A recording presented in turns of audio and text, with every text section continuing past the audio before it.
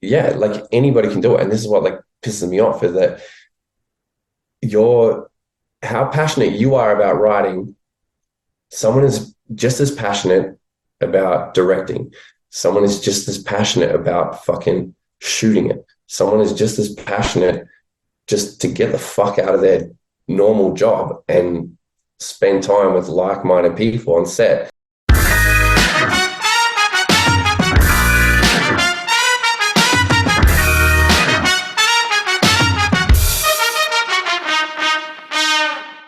Welcome to the Funny in Failure podcast, a podcast that celebrates failure and shines the light on the emotional side of comedy, with yours truly, Michael Kahan. Today's guest is a gentle giant. He's filled with empathy, compassion, honesty, play and fun, with great self-awareness.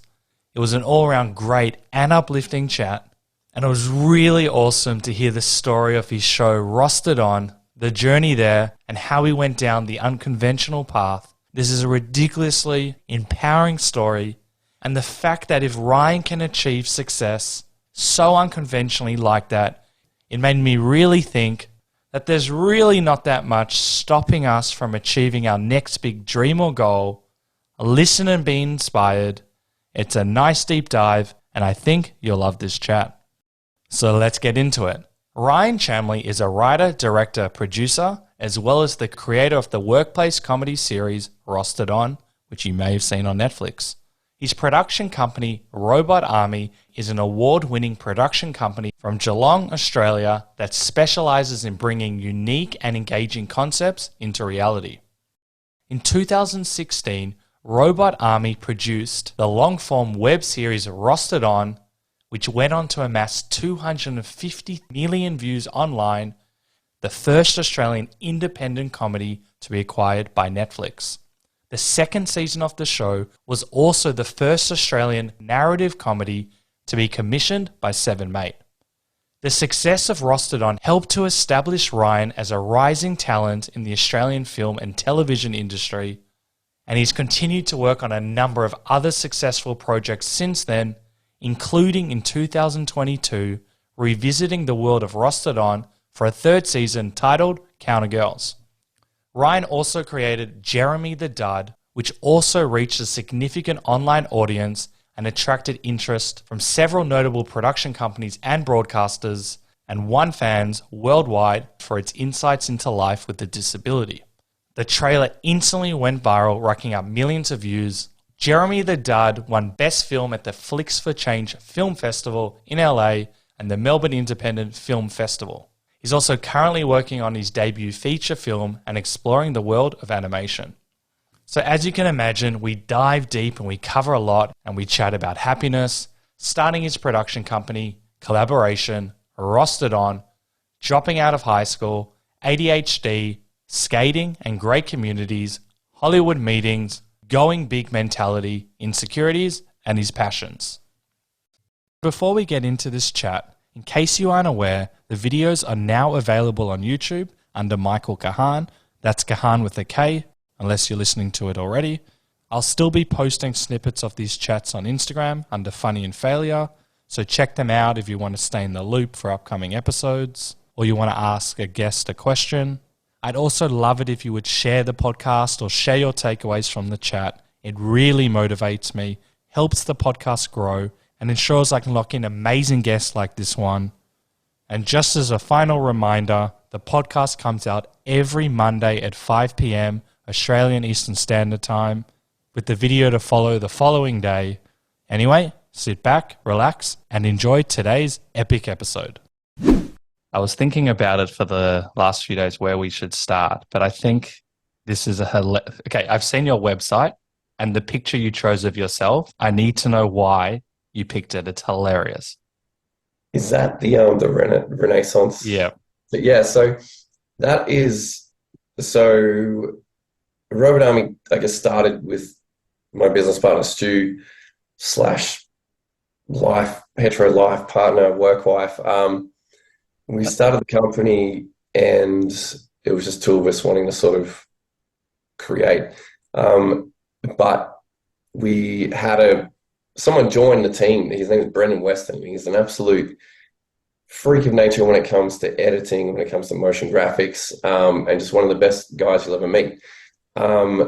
So he actually, I used to really, still do, but I used to really look up to him because he was out in the industry creating stuff, and then he a few years ago left his full-time job and just came, and we were always trying to collaborate on something, and he sort of said, "Oh, I'm available now," and we're like, "Oh, just come work for us full time." And so he's just moved on in the last couple of months, but he was with us for 5, 6, 7 years, something like that.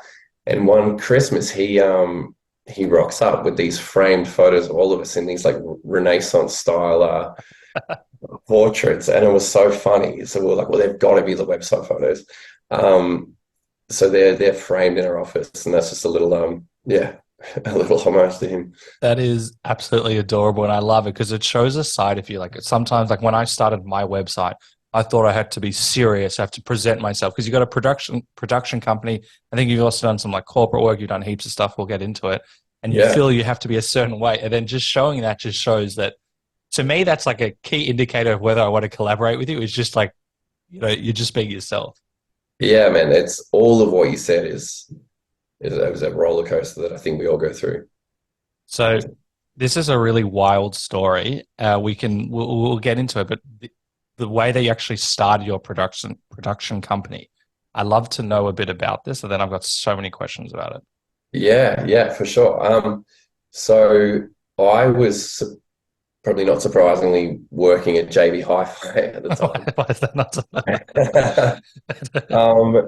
So I guess I was working at JB Hi-Fi, and my business partner Stu, I knew him just from like I used to play in a band and I used to skate, and he skated and would come to gigs, and we would sort of cross paths every now and then. But his girlfriend, now wife, was working with me at JB Hi-Fi just as he was getting right into cameras and right into time lapses and stuff. So I was sort of doing my own little freelance thing. And I was trading under Robot Army because I'm like, people will think of my company then. Doing music videos and anything I kind of could while I was working at JB. And he was just shooting really, really nice stuff. And so we're like, "Oh, we should work on something together." And then we had, it's to this day probably still the best job we ever had, was Jeep hired myself through another production company because I was freelancing. Jeep hired us to go and film this golf tournament, and it was all over Australia, and it was basically like 4 days in each state at a time, basically staying in like 5-star accommodation, getting paid like back then. A full freelance rate was like, oh my God, like I can retire soon. So basically the guy that I used to go with couldn't do it, and they asked me if I knew anyone, and I was like, "Oh, Stu, come along and sing, you'll love it." So we went there. We'd shoot golfers playing golf from like 8 till 2, and then we'd hang out playing poker with the golfers till 2 in the morning and hanging out. And basically, like while we were there, we were sharing a room, and we just got talking, and I was at a point where I'm like, I hate filming. Like I hate the gear side of things. I just want to like direct and write and edit. And he was like, "What do you mean? I hate that stuff. Like I'd rather just film." And a couple of beers deep, we were like, "Oh well, fuck, we should just start a company. It makes sense." And he's like, "Yeah, let's do it." So the only stipulation that we really had was that we had to have a side, like a job, like a JB Hi-Fi, because I was very much not wanting to make any of my creative endeavors based on feeding my family or living off, because that kind of killed it. So basically we'll like make sure we have another job on the side so that all the money we make we can put back and sort of build it up from there. And he said, "Well, I've just come off a job on the roads. Oh, I reckon I can get like a casual job this week, and then I'm in." And so we went home, and then like the Thursday later, like 4 days later, he rang, was like, "Oh, I got a job at a snowboard shop. Like, let's do this." And so we met up with his dad, who's an accountant, Graham G. Ross. And basically drew up a contract of, I think we both had like a 7D, or he had like a 550D, and I had a couple of lights, and he had like a couple of dollies. We worked it out. We had about 7 grand's worth of stuff each. And so we went into this company with $7,001 shares or something each. And that was about 10 years ago now. So it's just sort of snowboard from there. That is wild. And I'm also thinking back to this cheap golf trip. Was that a like an eye opener of what you can do, or did that kind of push you into more of what you said, more your creative? Well, back then, like the creative side of it, I mean, all work is creative, I don't, Mm. but that kind of passion stuff, the stuff where you dream big, that wasn't on my radar for a long time. It was always something I wanted to aspire to, but I was just so green, and I was coming into this with 2 kids, potentially a third on the way. So this was more about like, even compared to working retail and stuff like that, even agency jobs and corporate shoots looked amazing, because I'm like working with cameras all day, you're being creative. And then, um, I always wanted to write scripts and stuff like that, but didn't even really know where to start. Like I'd never written anything. I dropped out of high school. So I was like, well, yeah, let's just build up the company so that we can do this on the side. If the company's paying for, if we're buying gear for shoots like that, then we don't need anybody else to be able to go and shoot this passion stuff. So it doesn't matter if it makes money or not. I love that. Where did that kind of confidence come from? Because, you always think, oh, you need a degree, or you need to do this, or you need like a gatekeeper, but you just kind of did it. Um, it's probably like equal parts ADHD, Southern Californian punk rock, and skateboarding. Go on. Those three sort of mixed together. So when I was younger, like chronic ADHD, back then never really got diagnosed or anything. So you just feel like an outsider. Grew up in the church too, so felt very like kind of stifled, and always just on the out. I feel like I'm wrong and stuff like that. And then I got into skateboarding, and then through skateboarding videos, I heard was that basically like that kind of punk rock. Like I don't know if you know, like Pennywise and Millen Colonies, like Southern California punk bands, and like Blink and stuff like that. Ah, So yeah, yeah. when I heard that music, though, like the second I heard it, something like just tweaked in me. Whoa. And I guess it was like the attitude that comes with skateboarding and punk rock, but also like the loyalty to the people in the circle. You kind of develop this like, oh no, I'm not fucked, the world's fucked. So like I'm gonna do this, I'm gonna do that. And then like when you're skateboarding, it's repetition. Like you see something, you're like, all right, I'm gonna, whether it's an ollie or a kickflip, like I'm gonna conquer that, and you build up the confidence. Um, so I think that was the start of it, of like, well, if I can work out and do that kickflip, I can, there's not a lot of people on this planet that can do a kickflip. So it sort of went from there. And then through the band, I'm playing music and like getting gigs and touring and stuff like that, that sort of gives you this kind of um, Like establishment type thing. yeah, like kind of like you can make it your own way, but you've just got to like do it. So talking doesn't do anything. Like you just get in the car and drive and tour, or you just go to the parking, do it over and over. There's no planning, there's no course you take. It's just you go out there and you find your own way. And I think I've just sort of carried that into everything in life. I think that's so empowering because, as I said, we think we need someone to give us permission. We need to do the course. And look, there's nothing wrong with studying. But just it's more that idea of asking someone else for permission, but you actually have done it. And we'll go over all the things that you've done. You've done Yeah. the production company. You've done all these shows. You've actually done it.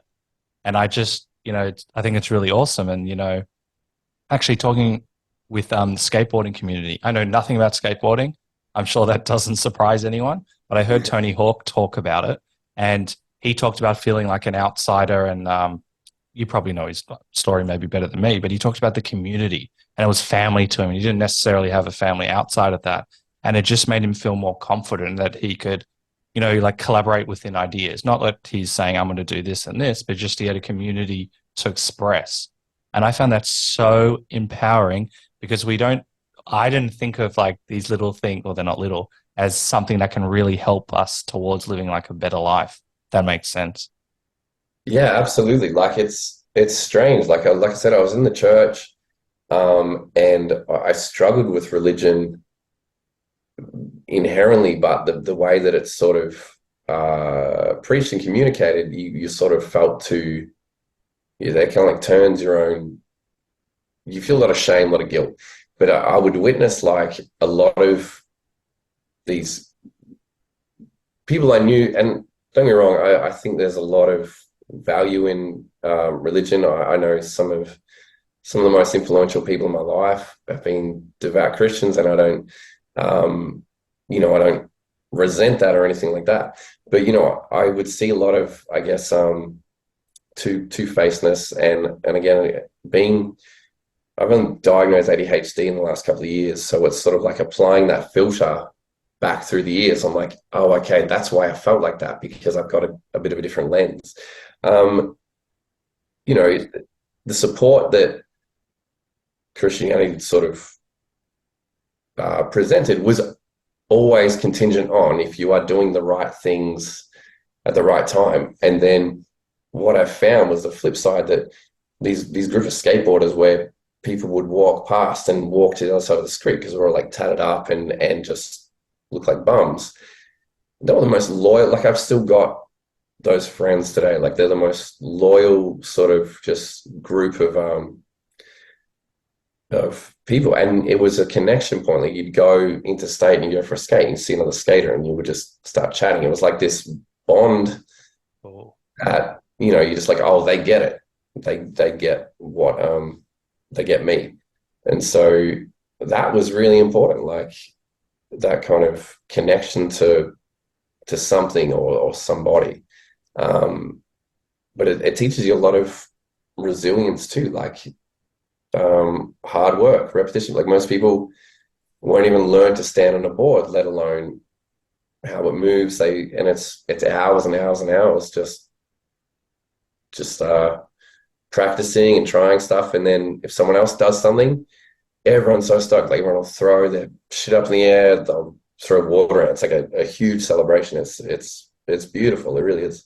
That kind of sounds like what we need in the world, where you've just got a group and no matter what you're doing, you're supporting each other. I always talk about my improv experience, and it changed the way I see the world. I've always been an optimistic person, but if everyone was kind of like an improv circle, where even if you do a terrible joke, you say something that's not funny, you got up and you tried and you get applauded at the end, it just changed everything for me. And hopefully it's made me a better collaborator, because that's what especially in this industry, that's what it's about. It's not always going to be perfect or go to plan. If you get up and you tried, I think that's the best thing. But I wasn't really taught that in society, and it sounds like a little bit with you as well. No, I don't think anyone else, like still to this day. It's and I love the name of your podcast, man, because failure is such a funny word. And I don't even know if failure exists, because it's just a stepping stone, and so much stuff is born out of failure. Even like I say to everyone at the studio, like if they're nervous about fucking something up, I'm like, no, like go and fuck it up. Like get the fuck ups out of the way. Like spend today fucking up and then see how tomorrow looks, instead of like, procrastinating in case you fuck up. Like just get it done. Stop fucking up now. Okay, this is amazing. You're speaking my language, but I also imagine like from a director side, there's time and money and all of this stuff, you've got a certain amount of time. How do you go when like actors or whoever aren't like performing and they're like inverted commas fucking up? Or do you still have that same mindset? Um, so I don't know. It's changed along the way. So the way I got into it, like when we were first doing stuff, everything was just so fun and collaborative and like um if someone fucked up, you would just laugh, and then it was the best thing. And then, but because there was no budget, no one was getting paid, and we were all just making this art, there was no stakes. It was like, cool, we'll stay till midnight, whatever. Um, but then I guess as time's gone on, and I've got a lot more serious about like my writing and pouring a lot more into it and my directing. If people, it depends. It depends if they're fucking up because they're nervous. That's everyone does that. But I think if they're underprepared, that like it starts to kind of hit me a little. I'm like, okay, well, I've been preparing for this for 2 years, so you want on the roll, like it's there. Or if they change and shit to try and big themselves up, that pisses me off. Oh, That yeah. kills. Yeah. When you mean by like big themselves up, make them seem like they're bigger than they are and make it about them? Yeah, so it's like, someone the scene might be they'll walk into a room and say hi, and they'll be like, oh, hey, I was thinking for my scene, like, instead of walking in, maybe we could do a backflip and then like give a monologue about the war. And it's like, dude, no. So I love that. So, you've hit a lot of success over the journey. What's the relationship? Because now you said you're more serious. There's more, I don't know if the right word's pressure. How do you kind of still have like fun and play in the moment? Are you able to, yeah. Yeah, man. That's something that's probably been missing for a little while. So I think when you get a little bit of success, um,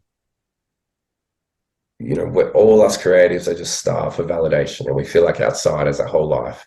So I guess there's this facade of like what success looks like for writers and filmmakers, and I realized very quickly that it's not. It's just a bank in disguise as like the industry is like a banker and accountancy firm in disguise. You're not dealing with creatives, you're dealing with accountants, and they're a vital part, but in terms of seeking validation, which we all do, it's very easy to hop on that validation train and get in the room and have these people going, well done, we love your work, and like, finally. But then that you start backwards engineering your stuff, and we've all got imposter syndrome, or I do anyway. So as soon as whatever I'm done's finished, or sometimes before it's even finished, I'm like on to the next thing, and I'm not enjoying the moment. So then, and I was like, well, was that my last thing? Am I a fraud? And trying to measure, well, not just success, but like measure almost your worth through like what you're currently doing, Yeah. is really hardcore. And I guess because I'm very like self-aware, I spent probably a couple of years really honing in on this part of like, well, am I going to chase something forever? Like what is enough? So yeah, I think I guess to bring it back, what was the question that started me off on that tangent? Sorry. No, you've answered really well. It's about like the play and the fun and, the Yeah. journey of success that you've had.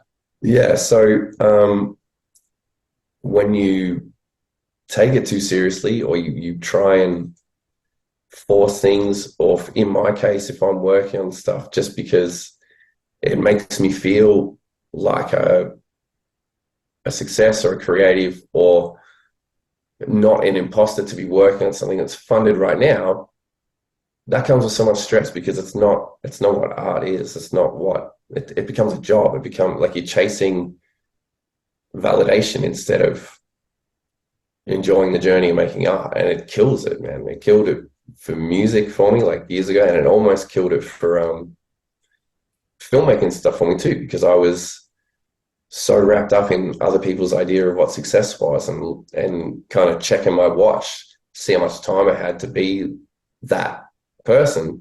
It takes the fun out of it. Like, yeah. I'm so appreciative you bring this up because it's so important, especially like the journey of success. And, congratulations to you for having that self-awareness, because it can corrupt us in a different direction, but you've been very accountable to yourself. It's always very interesting because I resonate with everything you've said. And, we want that recognition. And then if, I used to be an accountant, so I understand, you got the accountants who probably are just thinking, okay, can we get more? How are we going to get more money out of it? And that's what they're thinking. It's not, and that's what they're trained to do. Or then you've got other people and they look at through their lens. But then for people like us, we're there to, have fun, express ourselves, get the best bit of art that we can. And it can be an absolute mindfuck. So I'm just wondering, what have you done now? Because you said for a few years it was a bit of a challenge. It sounds like you're going back to more on the playing the fun, and you spoke to me off air about a mysterious project which has given you more fun. Is it like going back to, not necessarily, I wouldn't say the basics, but going back to what you love? Is that what helps you? Yeah, definitely. I think one thing for me was try not to define it by these strict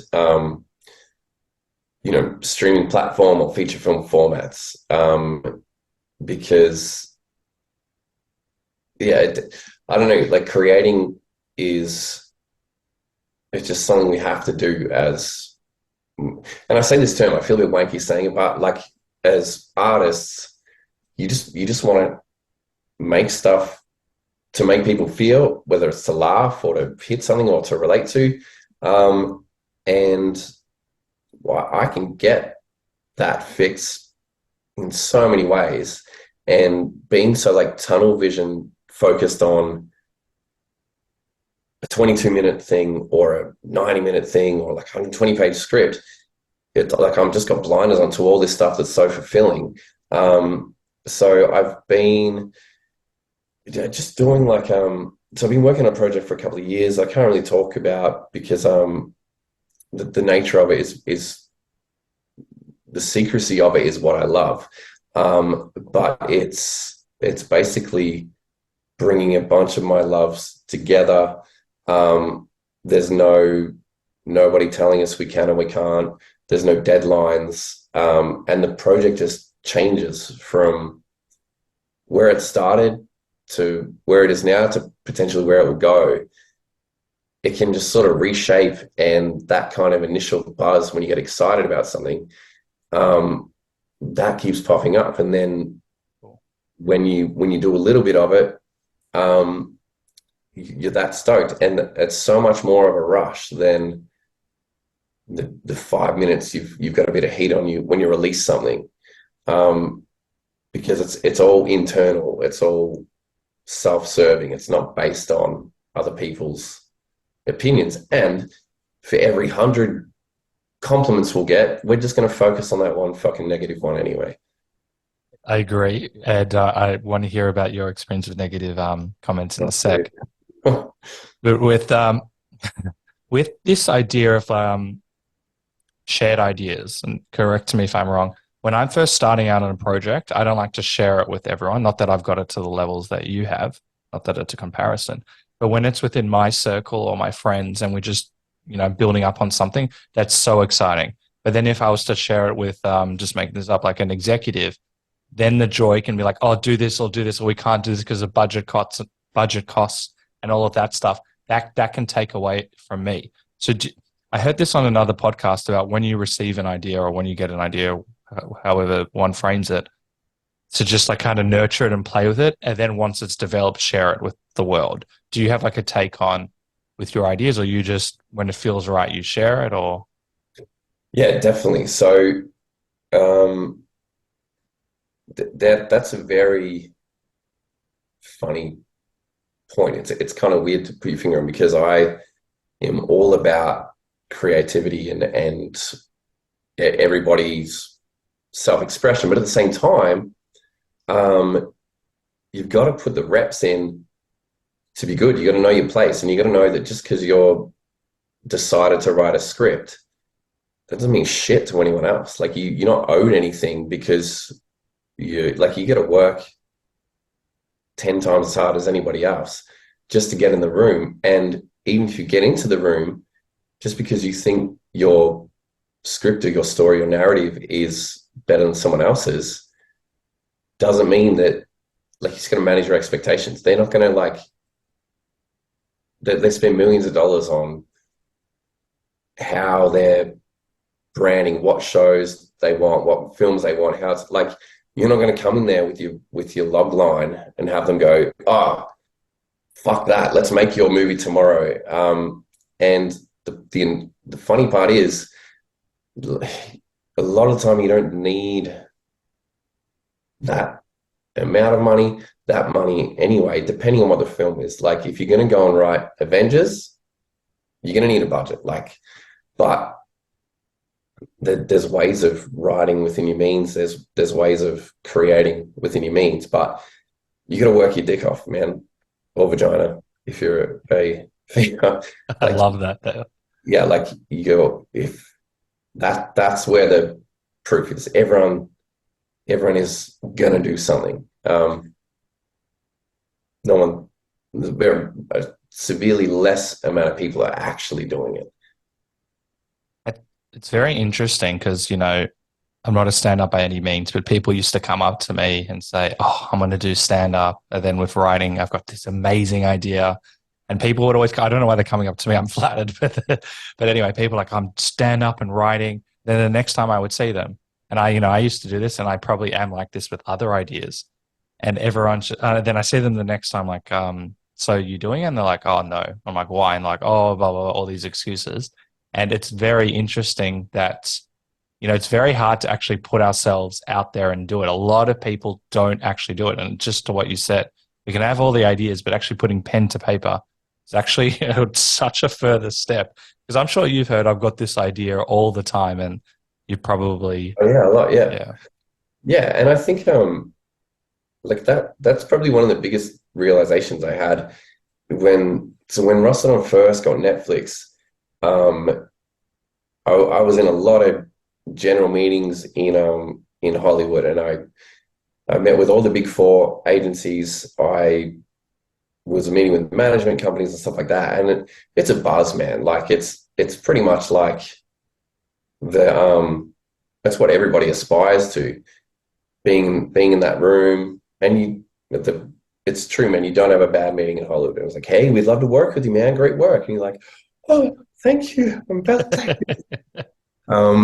But I quickly realized that the more time you spend on that validation train, the longer you're sort of not putting in the hard work to get something made, to get it done.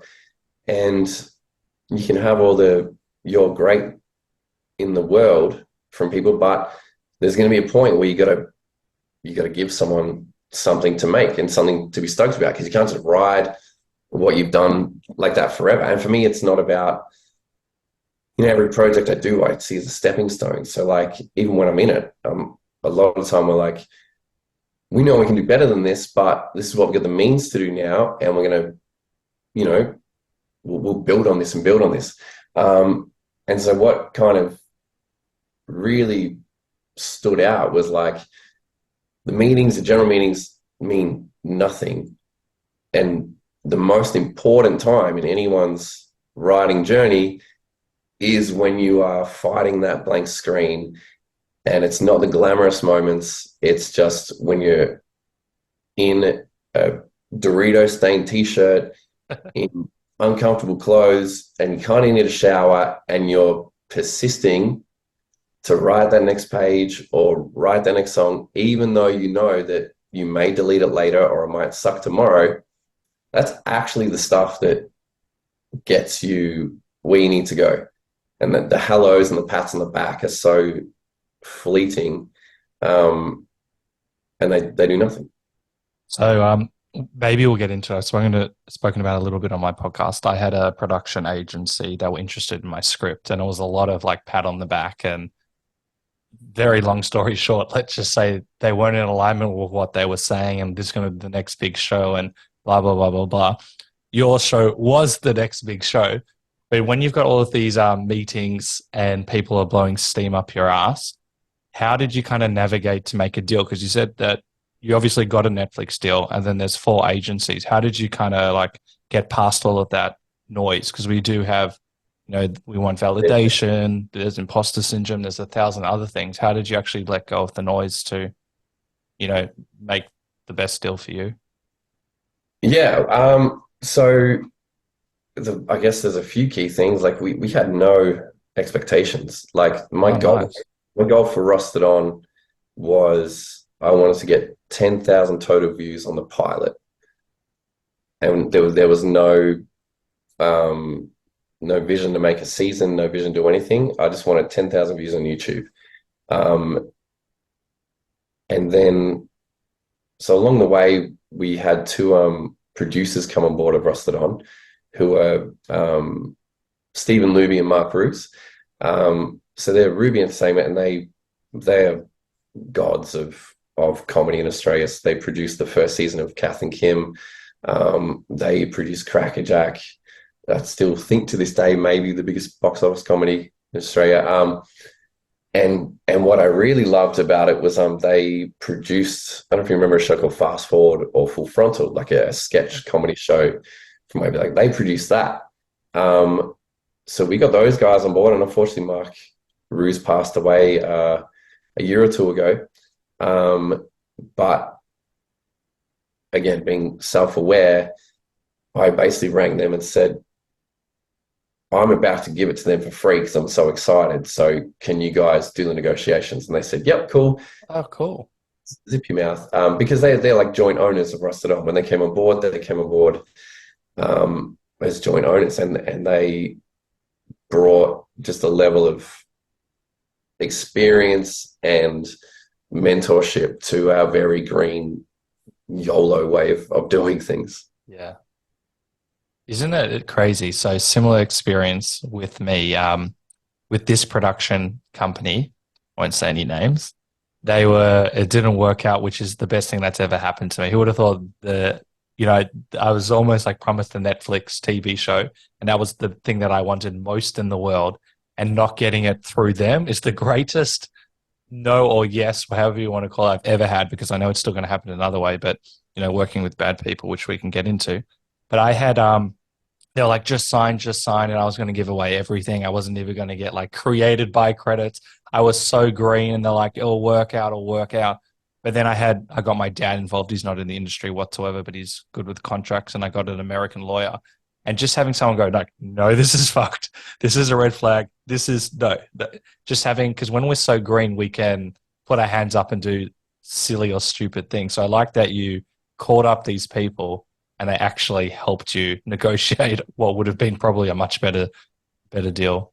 Man, they didn't even have. Oh no, I think the Netflix deal was pretty standard. Oh, okay. I was like, but I have a tendency to let my mouth get in the way of good business a lot. But it was, yeah, they just sort of took over that, and that's exactly why we went into an agreement to start with. And Netflix definitely weren't going to fleece. My Netflix experience was fantastic. Like, great reps, great people over there.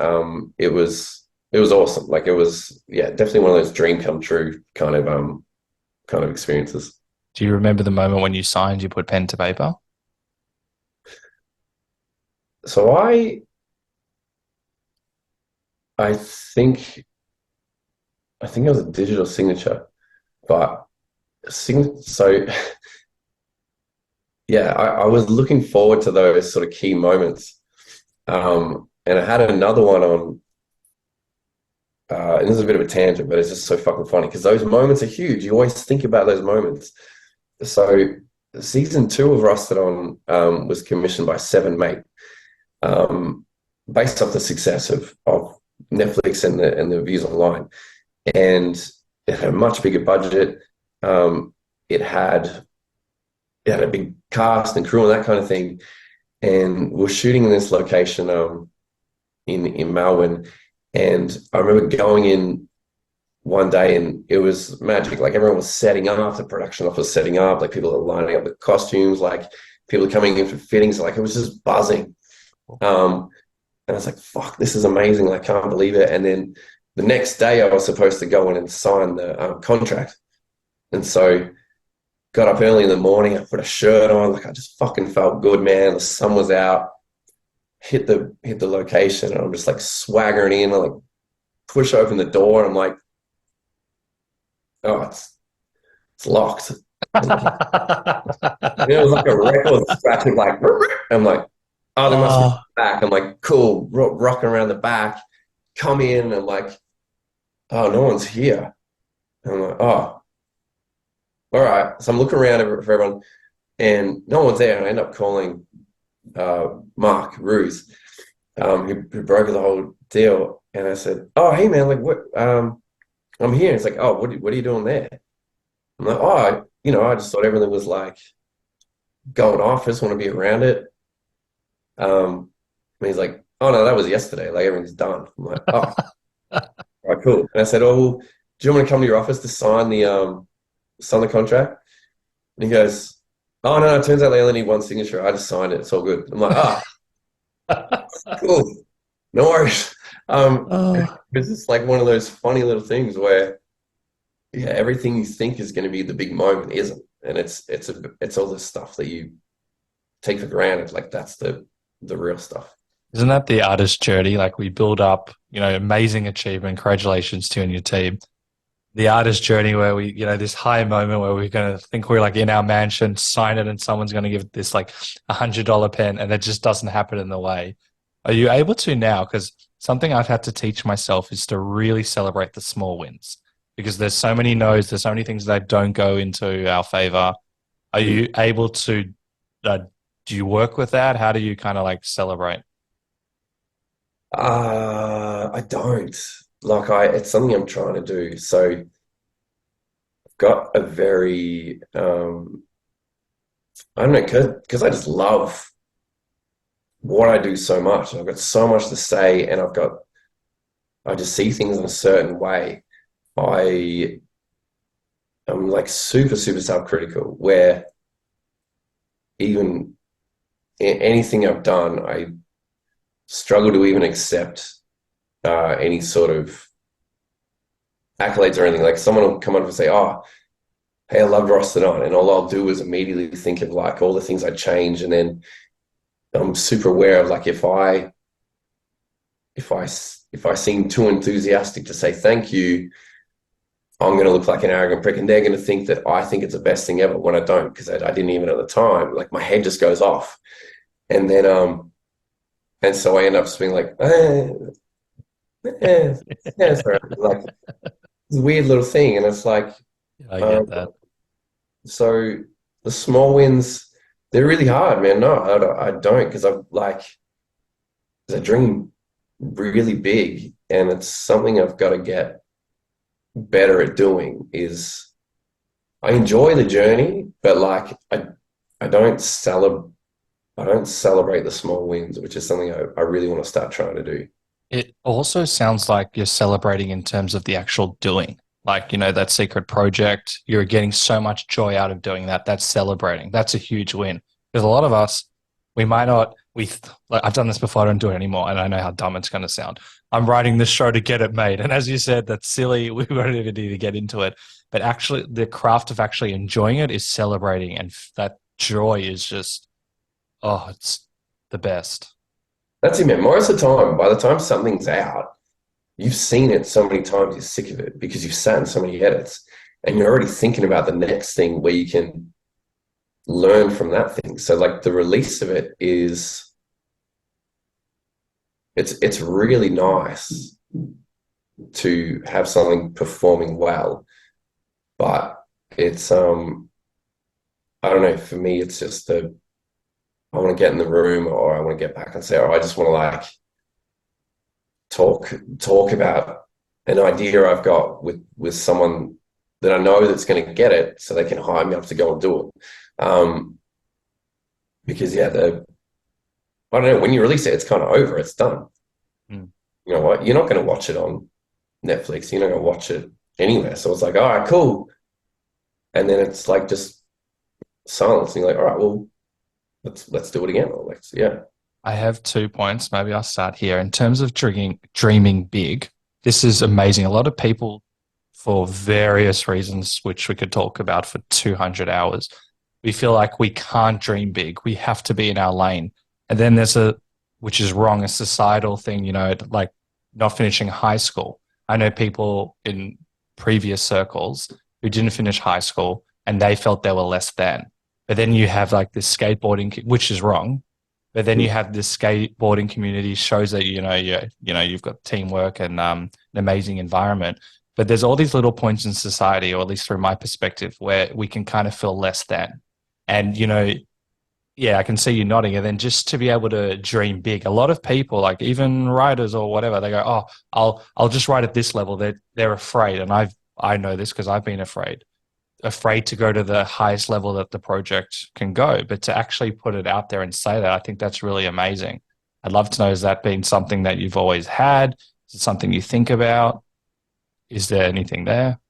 Yeah, definitely. Because kind of thought it was in everyone. I don't know what point I thought, um, but I don't know. Like it's because I'm definitely insecure as shit, man. Like I still have all those thoughts, those worries, all that sort of stuff. I'm definitely not on the, you know, life coach influencer level kind of confidence. But I think my attitude has always been like to go big, just with whatever I'm doing, and the big is defined by me. It's not defined by someone else. So I think people look to have their goals defined by the industry or whatever else. And it's like, no, and when you say why, I'm like, I don't know. I don't know why. Like, I think I've always just been very ready to say fuck you to anyone that tells me I can't do something, which is probably just, it could be as simple as like, that's what ADHD is. You want to do what you want to do when you want to do it. And if someone says you can't, fuck them. But yeah, taking that and applying it to my anything I do is actually like I know it's done well. And then I go through dips where I'm like, I should just be a normal adult. What am I doing? This is dumb. And then I come back out and go, no, okay, no, I was right. Oh, fuck, I knew I was right. Like, yeah, it's a roller coaster, man. It definitely is. And a key point you said is like being a normal adult. There's no such thing. To me, Yeah. being like a normal adult, this is not a go at anyone in the accounting space. If you love it, continue. You're important. But I thought I had to do that because that's what made me normal. But it actually didn't make me normal because I was doing something I hated so much. And Yeah. we think normal is so many people's versions of normal doesn't actually exist because we just kind of do what we kind of conform in certain ways. And yes, this idea of one's normal is so different. And you're actually like living an authentic path, doing what you're doing and just, putting your hand up and actually doing it. I think that's so empowering. It's very rare. I won't keep sucking up to you, but I think it's just so No, important no, in terms of this. no, I need that validation, man. I'll book in a session afterwards. But in Yeah, terms thank of this normal, there is no normal. Everyone lives a completely unique life. you. Everyone is so different. And then it always comes into the comparing games, or this person's done that, I have to do that. And I have to also constantly remind myself that that person is not me. Even if we've had very similar experiences, I can't compare. There's no point. Yeah, that's my rant. No, it's good. Look, I'm 41 now, so I'm I've got to stop myself comparing my my journey to Taika because Taika that was Taika's journey. Like it's so hard to, and it's, what's dumb, man, it's like if you told me before Rostered On that I'd travel to Hollywood and travel to London and have stuff in development in London, all this sort of stuff, I would have been like, oh well, fuck, I'm set then. Like that's everything. But then as soon as it's like you're in it or it's over, it's it's not enough. It's never enough. Hmm. So yeah, it's a hard one, man. I mean, you're always, yeah, you're always comparing yourself to other people, especially, and that's why social media is like it is because everyone's like especially in creative industry, like I see a lot of people like putting so much stuff out there about what they're doing, or we all know a fucking red carpet media wall is in the corner of a room and it's like printed out A4 paper stuck together, which is the least glamorous thing ever. But on the back of an Instagram thing out of focus, it looks ritzy. And like that one little corner is nice. No one's lining up for it. But people just manufacture that thing. So they just feel, I don't know, like relevant, or feel like they're keeping up with all their other friends that are getting photos on media walls everywhere else. It's like, if you guys just fucking did the work, you'd be so much more happier. Agreed. And I think that's such a crucial point. And it's also interesting about that we humans, and I'm working on this, I've got a long way to go, is we don't necessarily go, oh, all the other people, not from a negative perspective, all the other people have tried to do a TV show, you've actually done it. We focus on the people that have done the TV shows and the movies. We don't go back and go, I know it's so wild. Yeah. But yeah, I'm gonna know disillusion too. Like, we call it lightning in a bottle as well. So it was right time, right idea, all of this stuff. Like, I wasn't even in Hollywood pitching Rusted On. I was in Hollywood pitching something else because of someone I met through Rusted On was so connected. Like, he introduced me to a lot of people. So, and there's always like this weird scale of like, because for ages I was like, well, I can't tell people that Netflix didn't call me and say, get on a plane here. But then when I think about it, it's like, well, I only got that opportunity because of what I had done. However, that opportunity happens is kind of irrelevant. And so I don't know, like, Rusted On isn't the most amazing show there. In fact, like, there's a lot of ways you can look at it. It's quite bad because we were so green, but it had something about it that resonated with people. We all want to be treated with respect, and we all have to deal with pricks. And then that was the main thing. If I can create a narrative around that and have some jokes where people go, oh fuck, that's my life, that was really it. And so, but the algorithm was different. Then we tried to put out another Rusted On last year, like Counter Girls. The entire algorithm of YouTube's changed. Like, we can't access our own fucking following because it's all changed now. All the stuff we did that first time that went viral, they've changed all. So it's like, that could have easily been Rusted On back then. It was the right time, right place. There's something else probably blowing up at the moment because they have somehow hit the algorithm the right way. And I guess back then too, not a lot of people were actually like trying to.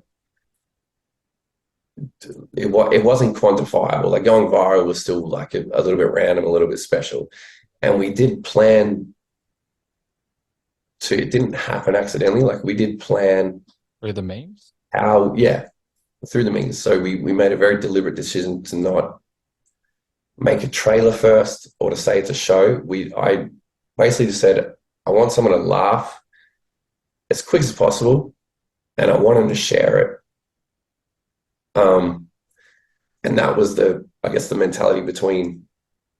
That was a plan for all the first things, and we did sponsor a few. I think I put like $50, and I remember my friend Connor texted me. It was a photo of somebody that was completely outside of our circles had commented on one of the videos, and he's like, "Damn, man, it's like it's outside of our kind of zone now." And then the one that went viral, the first one, the Facebook sponsorship rejected it because the text was too big. And I remember at the time I was at the gym and I was like, oh, fuck, I'll have to delete that later, make the text smaller. And then by the time I got out of the gym, it had like 100,000 views. Holy like, moly. What? The sponsorship did work. No, it's still not sponsored. And then it went from there. And we did get very good at knowing when to post and knowing what to post. But then I like to think that we had the narrative kind of stuff to basically keep people there once they were in. That's so to me, this is a fantastic story. And, we could also speak about this for 100 hours is one to have that like foresight of creating, amazing marketing campaign, especially then. This was I don't know how many years ago, 5 years ago. Yeah, I think it was like 2016 when the pilot came out. And then it was every year, like April 4th, we would release something else or we would announce something. So it was like a pilot and then season 1 in the year after. No, I think we like skipped a year and then we shot season 2 in 2019 and the world fucking fell apart in 2020 and yeah. I'm not familiar. No. I want to get into this journey because it's honestly the greatest inspiration I've ever heard about how someone can actually get out there and create something. Was there an option for another season was Netflix calling for another season? Like, is that what happened? Because I know you've done Counter Girls. No, um, so basically like Netflix only ever acquired Rostodon, which was great because we kept all the IP. We would have loved a commission or something, but it's kind of like a two-edged sword because it did so well online. They couldn't really remake it with like a big budget or something like that. Yeah. So it's this weird thing where because we were so successful with the season, that kind of cost us I don't know, a bigger, better version of it. And I literally had a meeting in Hollywood the day after we got Netflix. There was a production company there that were responsible for a lot of my favorite shows, and one in particular. Fuck it, I think I can say it. There's no like bullshit. So, Up to like, there was talk. So it was a meeting with Avalon, and Avalon produced Workaholics, which was one of my favorite shows. Obviously, there's a big sort of Workaholics influence on Rusted On. So I'd been talking to them for months about like the potential of doing an American version, but also an Australian one in tandem. And Workaholics guys are finishing up Workaholics, so there was talk of like getting those guys involved. Oh, And so I was like, awesome. They put me in touch with like the head dude who was also an Australian, and so but because he's so green, man, and you think that everybody just has the same like, woo, yeah, let's fucking make a thing, man. You think everybody's got that vibe. You just green. So basically, I didn't go there to get Netflix. So I went there to pitch something else. It was a short called Jeremy the Dud, or a pilot we made, which did really well as well. And we had a lot of people wanting to get it. cool. So we got Netflix for Rusted On and had the Avalon meeting the next day. And so I was in like a boardroom, and there was like the big dude and a couple of other guys and like people with clipboards around. And they're like, all right, how's the trip been so far? And I'm like, yeah, but fuck, we got Netflix, man, for Rusted On. And they're like, oh, you Netflix acquired Rusted On. And I was like, yeah. And no shit, man, I just see the clipboards fold. Like they just shut them. Whoa. And they're like, oh, that's really good, yeah. And I'm like, cool. So yeah, like what do you want to and then it just turned into a general. They were like, oh yeah, no, we just wanted to catch up and whatever. I'm like, Oh my goodness.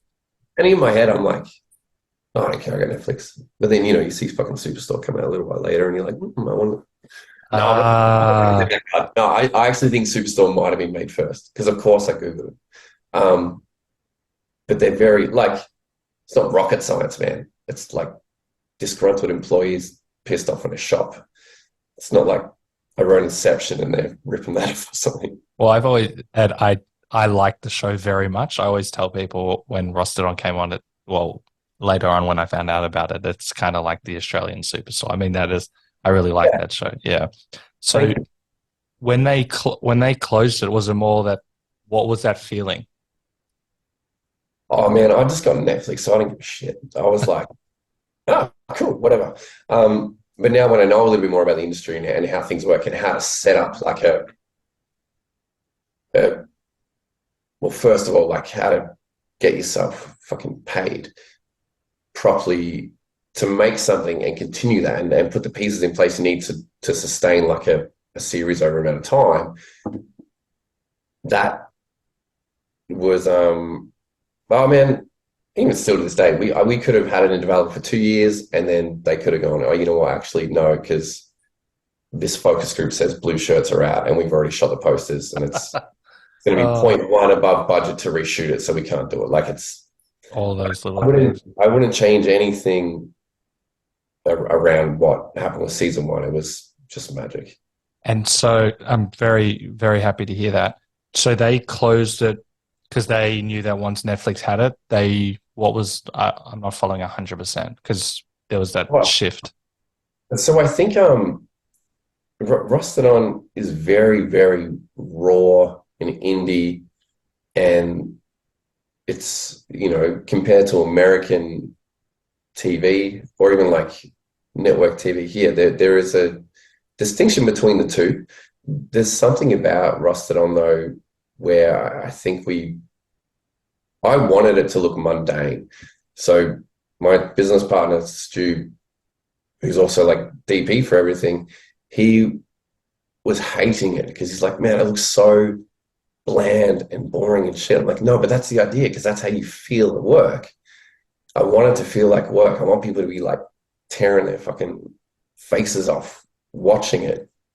Um, but then there's other like narratively, it it hit all the points I wanted to hit and all the points that I did want to hit that I thought people would resonate with. They did. Mm. But it's just not a big network kind of show. So I think they wanted to basically try and recreate it and get the views that it might have got. And I've had other people say this, like other production companies, they would want to repackage it and try and get the numbers we got online onto their network or their streaming platform. Yeah. It doesn't happen. It doesn't work. Yeah. And in terms of the next season, like moving forward, we briefly spoke about this. Were you expecting another season? No, so we were going back. So Screen Australia gave us some funding to do, like it was just partial funding. So we were like, well, yeah, cool. We can make something stretch for this. I mean, we did the first one for nothing, so everything's more now. And then the Seven Mate got involved.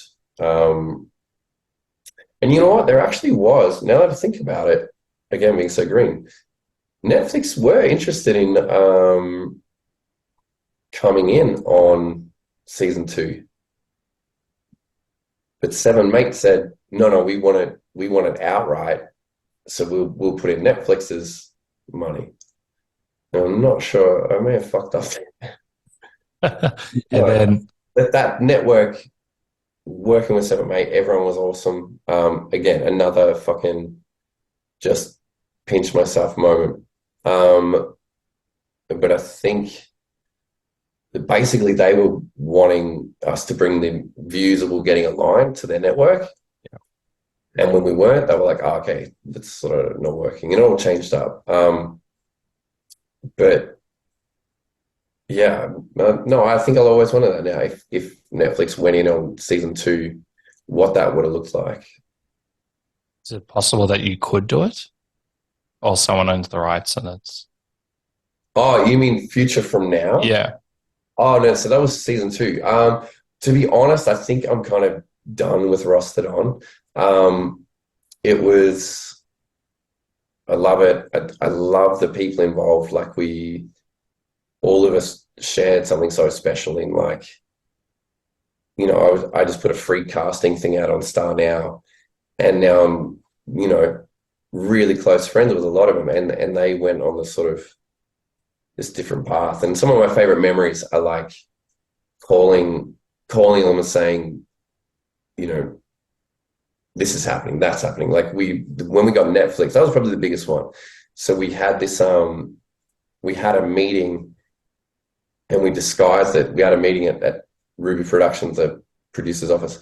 And we sort of said, oh, everyone needs to come and sign this dumb thing for whatever reason or whatever. And then, so everyone was there, and basically we had a few drinks and stuff. And then we said to everyone, oh, guys, this is all bullshit. Everyone's here to party because we got Netflix. And everyone was like, what?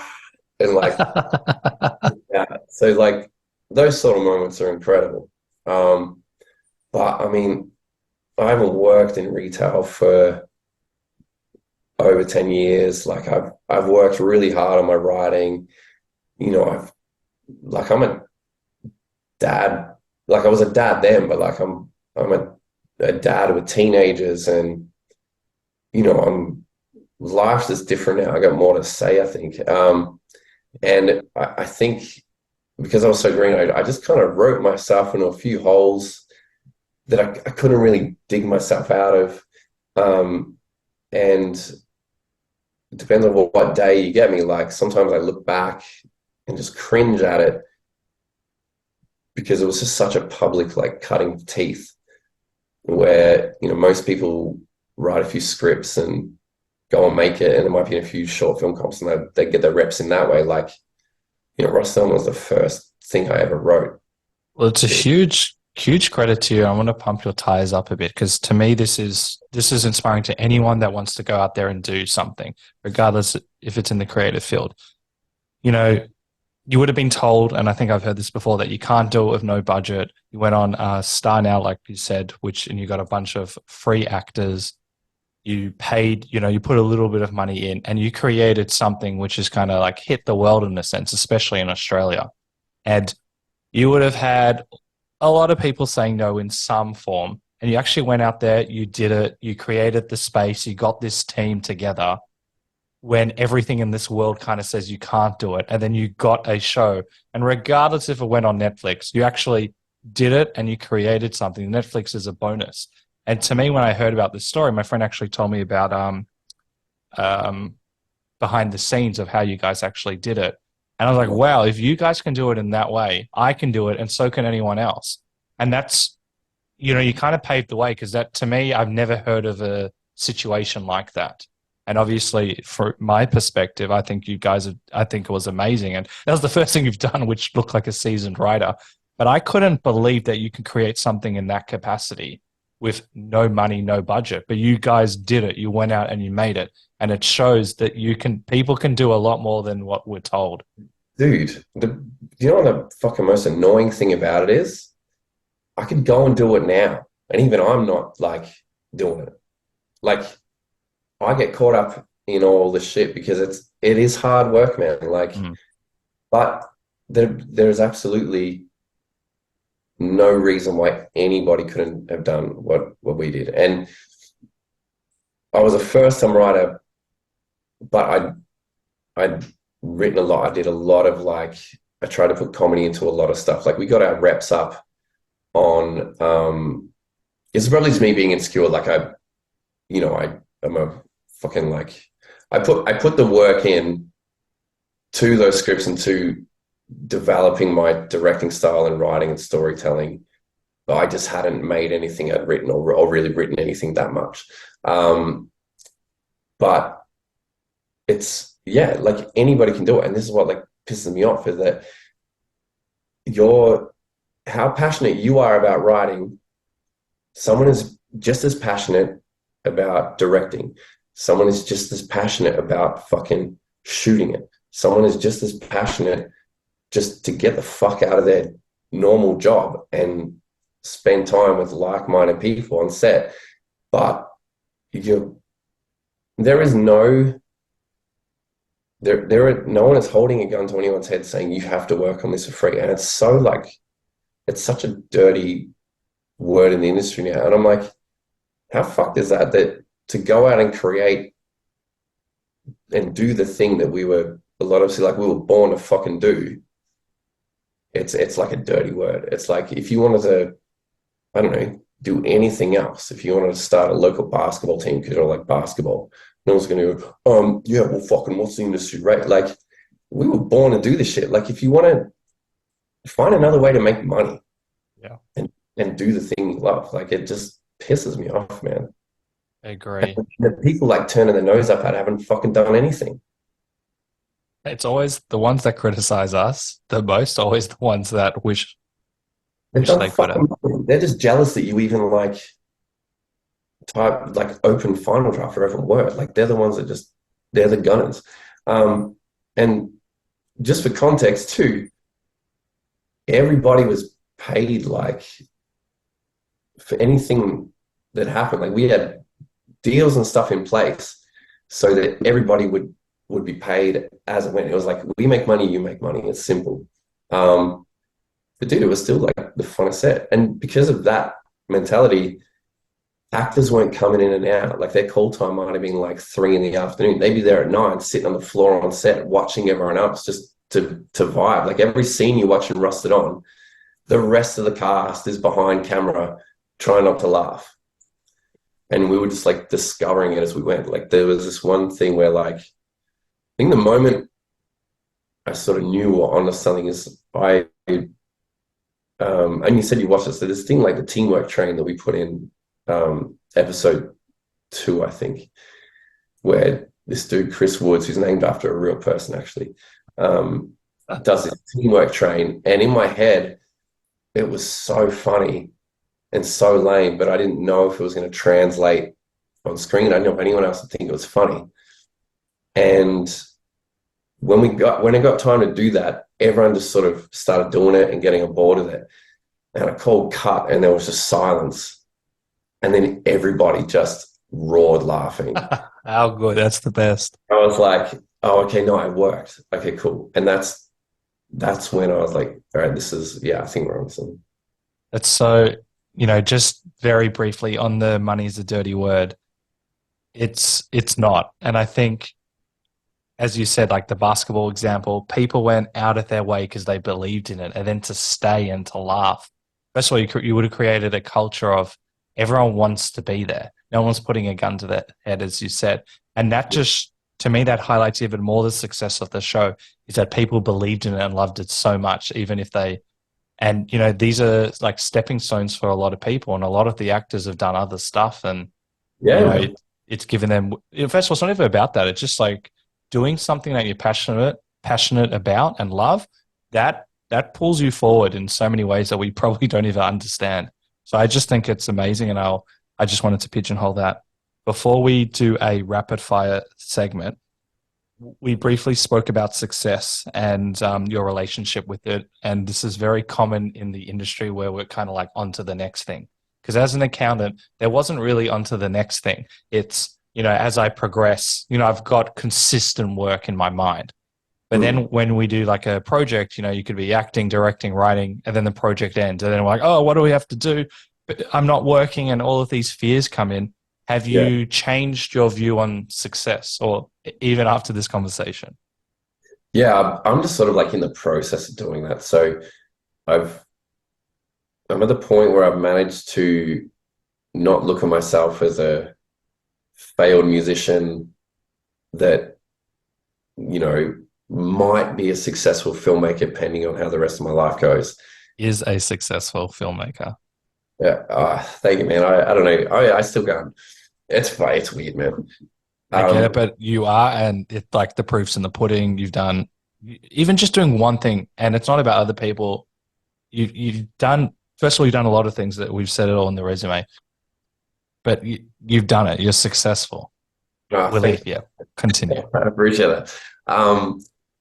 But it's more now like trying to define, and this is going to sound like quite wanky, but I've been really existential the last couple of years. I'm trying to define myself as like a filmmaker or this or that, because I just want to make stuff and make people feel something.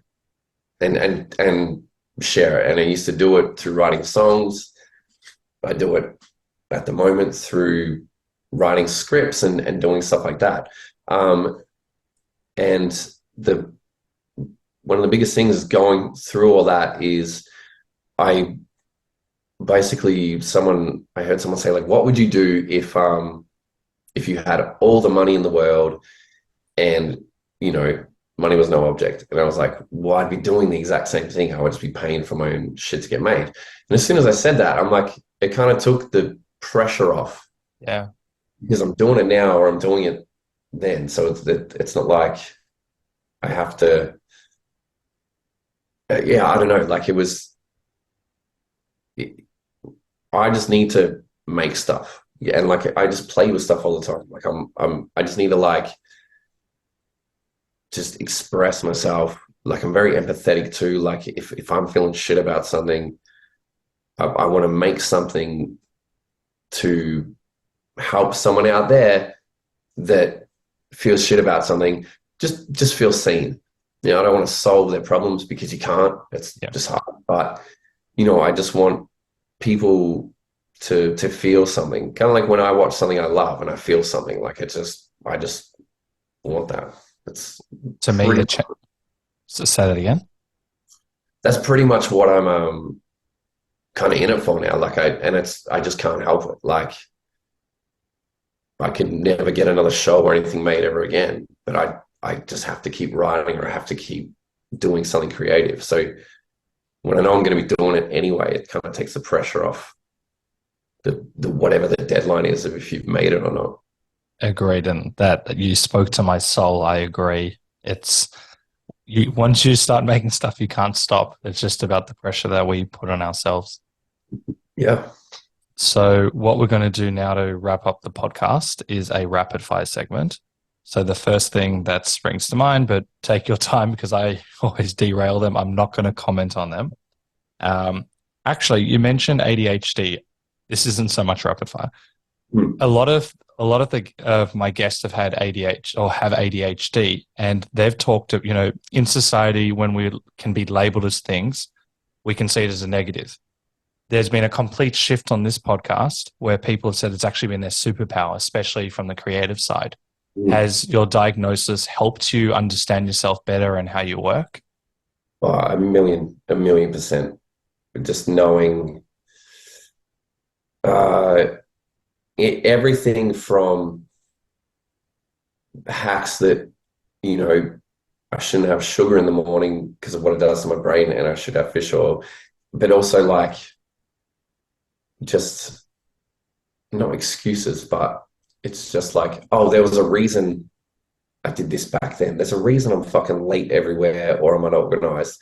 And it's a physical neural pathway, how they interact.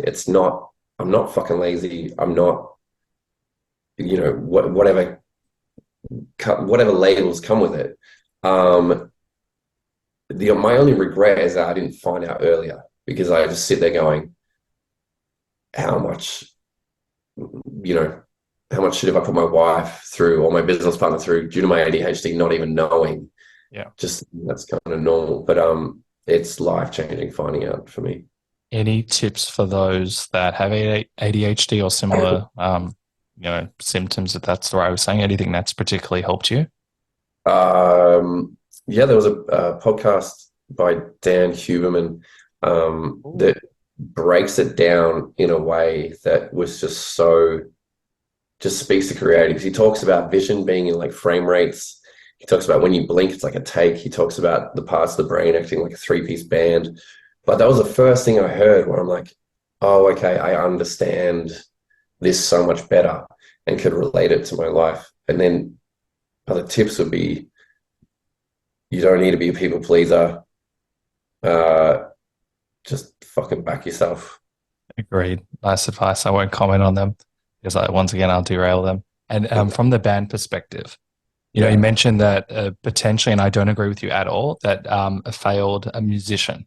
To me, it seems like you've applied that from one dream into another dream. Have you taken away many things from the band experience, whether it's not physically actually playing the music, but the experience is there into your craft? Yeah, absolutely. Uh, it's almost like learning how to run a business, like being in a band, like you know, managing relationships, booking gigs, like trying to record, like tour, all that sort of stuff. It's basically a yeah, running a small business. Um, but also, I guess I don't know, just again, just being outside that box and doing something that is outside the norm. It's just all possible. It's just like all I did was start learning an instrument and banging it around with some mates, and then it just goes from there. Nice. What brings the best creative content out of you? Uh, Late nights, um, late nights, and just a conducive environment. Whether it's good people around me, whether it's like a good film.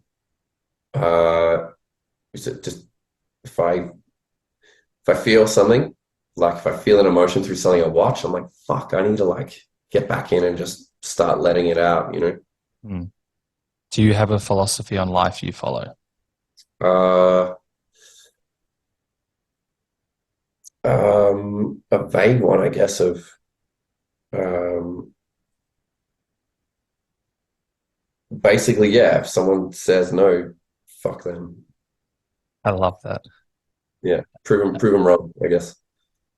What's your favorite thing to do when you're not working?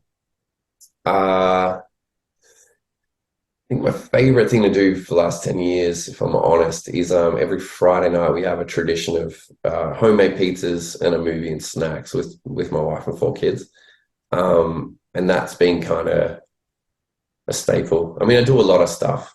But yeah, it's either quality time with my family or quality time with myself where I can just come in here and either paint Warhammer or write a song or write a script and just fucking just let my mind out into the world. Amazing. What's been your special ingredient to do all of the things that you've done? Uh,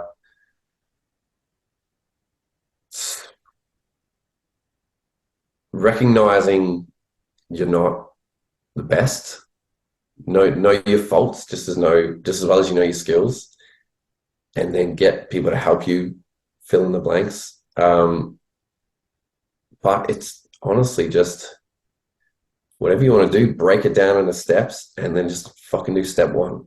And when that's done, take another one. What are you most proud of? My kids. Next big dream or goal? Uh, just want to make something. Just whatever these things I'm working on. Just when one of those is done, I'll just sort of tick it. I don't have something like huge. I'm really chasing at the moment, but I think it's just because everything I want to do feels so doable. It's just choosing which kind of path. Or let's see if I can tie this into a rapid fire question. How did you move past the fear when your wife gave you advice to pursue going back to studying? The fear in terms of money. I made that a bit vague, so you can fill in the blanks. Wow. Um, if yeah, can you say that one again? Yep. So I'll preface this, and you just interject me if I got anything wrong.